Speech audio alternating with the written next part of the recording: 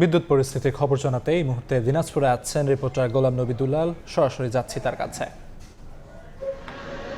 দিনাজপুর বড়পুকুরিয়া তাপবিদ্যুৎ কেন্দ্রের সর্বশেষ যে 125 মেগাওয়াট ইউনিটটি ছিল, এটি গতকাল রাত 10টার সময় বন্ধ হয়ে গেছে এবং এটি নিশ্চিত করেছেন বড়পুকুরিয়া তাপবিদ্যুৎ কেন্দ্রের প্রধান প্রকৌশলী আবু বকর সিদ্দিক। তিনি যেটি বলেছেন যে 525 মেগাওয়াট বিদ্যুৎ সম্পন্ন বড়পুকুরিয়া তাপবিদ্যুৎ কেন্দ্রের 2টি ইউনিট কিন্তু আগে থেকেই বন্ধ ছিল।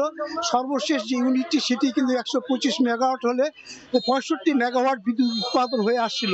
কিন্তু বড়পুকুরিয়া কয়লা খনি থেকে যে সরবরাহকৃত যে কয়লা, সে কয়লা আপনার তাপবিদ্যুৎ কেন্দ্রে আসার পরে তিনি যেটা জানিয়েছেন যে কুলিং মেশিন, যে মেশিনে কয়লাটি আপনার ডাস্ট করার পরে মেশিনে দেওয়া হয়, সেখানে পাথর থাকার কারণে কুলিং মেশিনটি ভেঙে গেছে।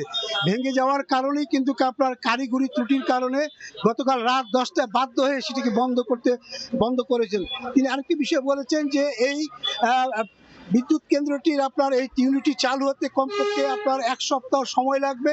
এই সময়ের কারণে যে কারিগরি যে ত্রুটিটা সারানোর পরে কিন্তু এটা চালু হবে। ইতিমধ্যে আমরা দেখেছি এর যে আপনার যে প্রধান যে আপনার যে প্রভাব, সেটি কিন্তু আমরা সব জায়গায় দেখেছি। দিনাজপুরে কিন্তু এই লোডশেডিং এর মাত্রা কিন্তু আপনার গড়ে 7 থেকে 8 ঘন্টা আমরা দেখছি। আমি ইতিমধ্যে যে জায়গায় রয়েছি সেখানে ম্যাক্সিমাম দোকানেই আপনার বিদ্যুৎ না থাকার কারণে আপনার অনেকে দুর্ভোগে পড়েছেন।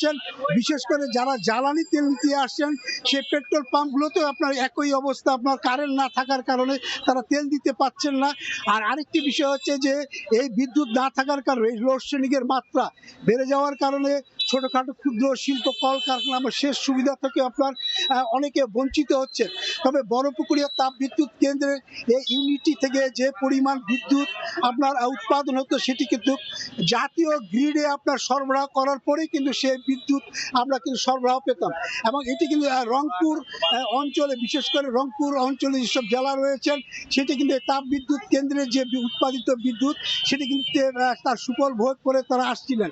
এটা বন্ধ হওয়ার পর সর্বোপরি যে 3টি ইউনিটই কিন্তু এখন পুরোপুরি বন্ধ হয়ে গেছে এবং বিদ্যুৎ উৎপাদন বন্ধ হওয়ার কারণে এর দুর্ভোগ কিন্তু সাধারণ মানুষের মধ্যেও আপনার পড়েছে।